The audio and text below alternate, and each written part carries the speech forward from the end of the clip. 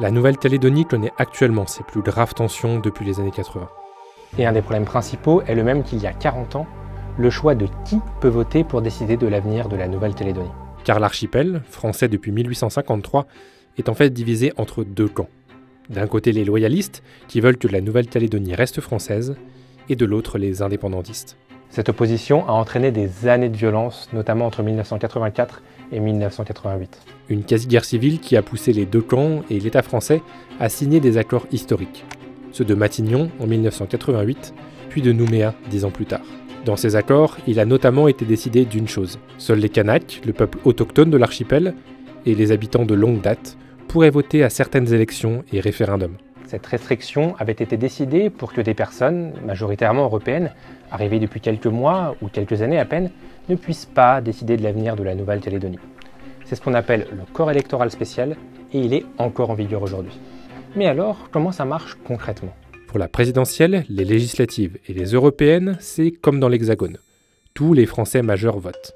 Mais pour les élections provinciales, attention, écoutez bien, seuls peuvent voter ceux qui vivaient depuis au moins 10 ans en Nouvelle-Calédonie en 1998, ainsi que leurs descendants.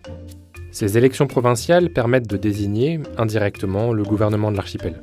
Du coup, si le système de vote actuel respecte les accords historiques de 1988 et 1998, qui ont d'ailleurs été intégrés à la Constitution, pourquoi est-il remis en cause aujourd'hui ? En plus de ce corps électoral spécial et d'une plus grande autonomie pour la Nouvelle-Calédonie, ces accords prévoyaient l'organisation de 3 référendums d'autodétermination. Ils ont tous été remportés par le camp du maintien dans la France, même si le dernier, en 2021, a été boycotté par les indépendantistes. Et il était prévu que ces 3 noms mettent automatiquement fin aux accords de Nouméa.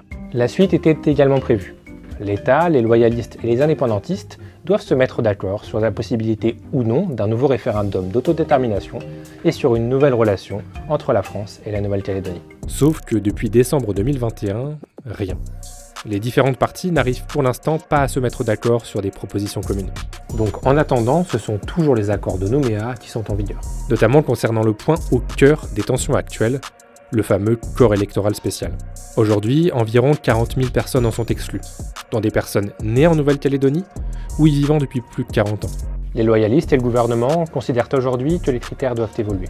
Le gouvernement a donc lancé une réforme constitutionnelle qui prévoit d'intégrer dans le corps électoral spécial tous ceux nés en Nouvelle-Calédonie ou y vivant depuis plus de 10 ans, ce qui correspond à environ 25 000 nouveaux électeurs, soit 14% d'électeurs supplémentaires. Un changement très proche de celui demandé par les loyalistes. La réforme a été votée le 2 avril par le Sénat, puis le 15 mai par l'Assemblée nationale. Emmanuel Macron a prévu de convoquer à la mi-juin le Congrès pour la faire adopter définitivement, à moins qu'un accord soit trouvé entre-temps entre indépendantistes et loyalistes.